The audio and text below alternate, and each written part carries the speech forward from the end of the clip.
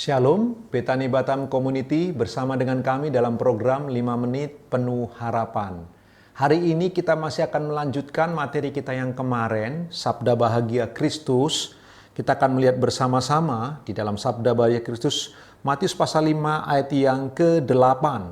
Firman Allah berkata, berbahagialah orang yang suci hatinya, karena mereka akan melihat Allah. Kemarin Betani Batam Community kita telah belajar, orang-orang di zaman itu secara religi hanya menampilkan fenomena luar. Mereka legalistik dalam membangun hubungan dengan Tuhan, taat hanya kepada peraturan. Nah, Kristus mengajarkan warga kerajaan Allah itu tidak demikian. Hubungan kita dengan Allah harus dibangun dengan hati yang suci. Bagian kedua ini kita perlu renungkan bersama-sama. Hati yang suci yang dimaksudkan di dalam teks ini pertama-tama bukan tentang suci dalam pengertian umum. Hati yang suci bukan dalam sekedar pengertian tidak cabul, tidak zina, bukan dalam pengertian itu. Seorang penafsir mengatakan suci di sana dalam pengertian sesuatu yang bercita-cita luhur. Hatinya itu, pikiran-pikiran di dalam hatinya memiliki visi, memiliki sebuah cita-cita. Dan cita-citanya itu bersifat luhur. Itulah yang disebut dengan suci hatinya.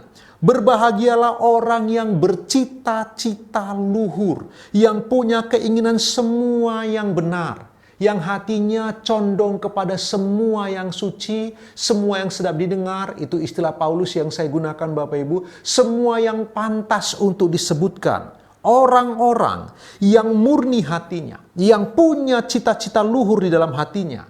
Orang seperti inilah yang berbahagia. Orang seperti inilah yang melihat Allah kini dan di sini dan yang akan datang. Tetapi bukan hanya itu.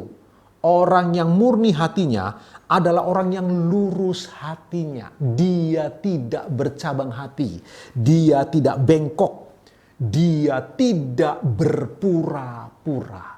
Betani Batam Community, hari ini firman Allah datang kepada kita. Sabda bahagia dari Kristus. Dia berkata, berbahagialah orang yang suci hatinya. Itu berarti berbahagialah orang yang punya cita-cita luhur.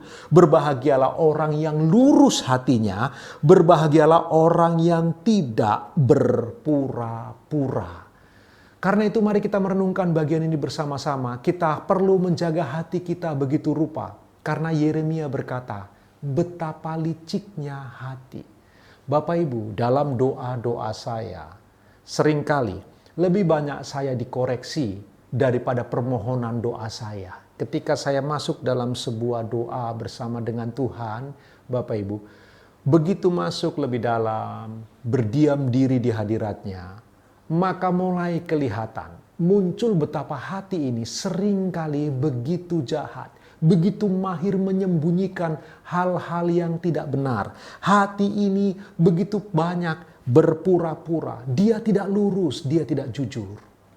Karena itu setiap kali saya berdoa, saya perlu merenung dengan baik. Saya banyak meminta ampun kepada Tuhan untuk hati. Dan kita harus berkata jujur. Ada dua bagian dalam tubuh kita yang paling sulit dijaga kebersihannya. Yang pertama tangan.